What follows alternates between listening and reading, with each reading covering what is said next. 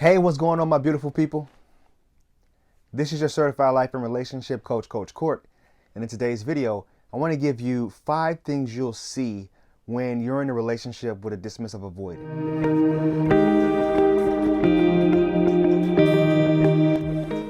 Now, I know time is very important to people, so I will try to keep this video as brief as I can so you can go on about the rest of your lives.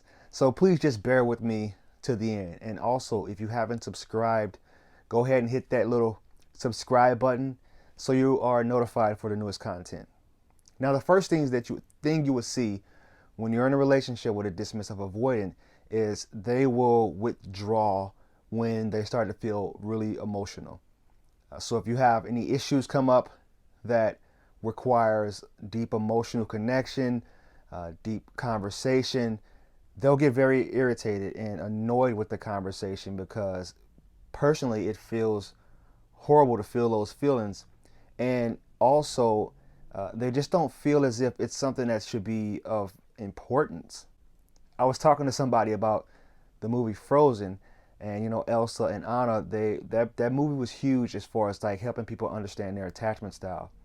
Um, as you know, Elsa, which is considered the dismissive avoidant, or maybe even a fearful avoidant in that movie, she was always very cold and distant, and she was doing it out of protection for not only her feelings but for other people. So when it comes to talking about touchy-feely topics, they tend to withdraw and turn inwardly, and later on down the line, maybe within even the same day, sometimes it can be extreme for dismissives, they'll be able to come to you about it or talk about whatever issue you guys were having.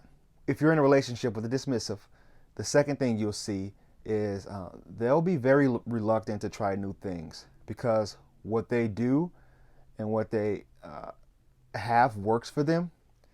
They're not really concerned about trying new things because what they know and what they do and how they live their day-to-day lives, it works for them, it's functional, and it's kind of like a black and white type way of thinking.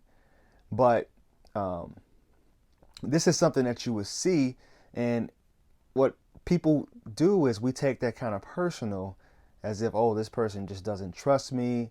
And honestly, it has a lot to do with trust issues, because as their attachment style were being formed, they learned to be self-sufficient and independent and do things on their own. And what works for them, and they don't want to try anything different because uncertainty is very scary for them. Relying on somebody else to provide them with some type of fulfillment and comfort or their way of doing things, it's also something that's uncomfortable and scary for them. The third thing, you'll see them take criticism very tough. It could be something as small as the way that they fold the laundry, because they have a lot of emotional wounds tied to criticism. The way that their style was formed was through unhealthiness, an unhealthy way of unhealthy communications, maybe even toxic environments. So even if you were to give them constructive criticism, it'll feel like something that's tearing them down and degrading the way that they do things, and that's uncomfortable for them. So you'll see that often.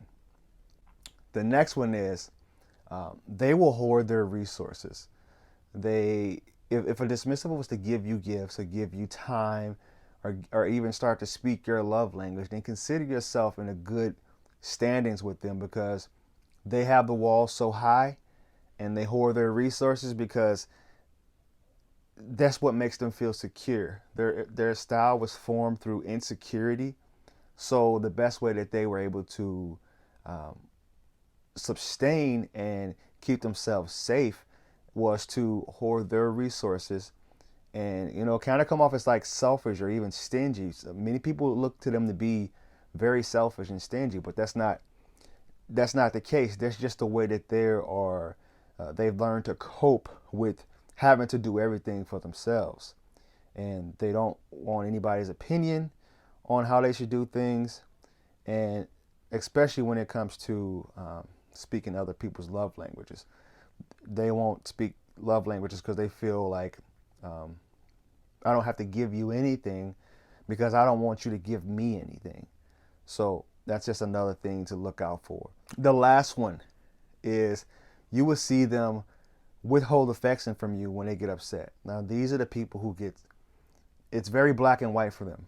When they're upset with you or disappointed, or you guys are having some kind of issue, they will turn, like I was speaking to one of my coaching clients, the devil on you, literally.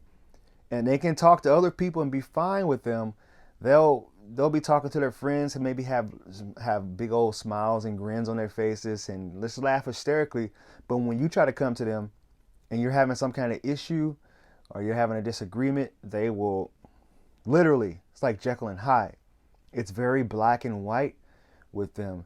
And if you are one of those people, I suggest that you learn to have more of a mutual / empathetic feeling for that person that you're in a disagreement with.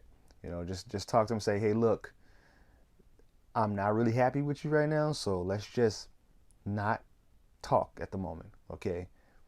Because when you do that as a dismissive, if you do that to an anxious attacher, they become very anxious. It actually revs up their anxiety because the thought of you being angry with them and the thought of you being not in good standings with them, or them not being in good standings with you, makes them very uncomfortable. And it's just gonna, like, the closer that they pull you, the further you want to run away. So that's one thing you will see. That's the last thing you'll see. And clearly there's many more factors, but I thought these 5 were kind of important. So you will see them start to really go cold on you. If they're upset with you, you'll know. Like, that's when you'll see the passive aggressiveness. You'll see, and they don't do it on purpose. This is something that they've learned to cope with their own emotions because they have to cut you off in order to understand what's going on inside them internally and get the relationship back in better standings. So if you found this video of any value, please like, comment, and share. You can follow me also on Instagram. I am Coach Court, or on Twitter, Coach Court 2. And if you want my help personally, please reach out to me either on the YouTube channel down in the comments section, or you can reach out to me on my website, www.fruitfulseeds.com, and I will talk to you guys soon.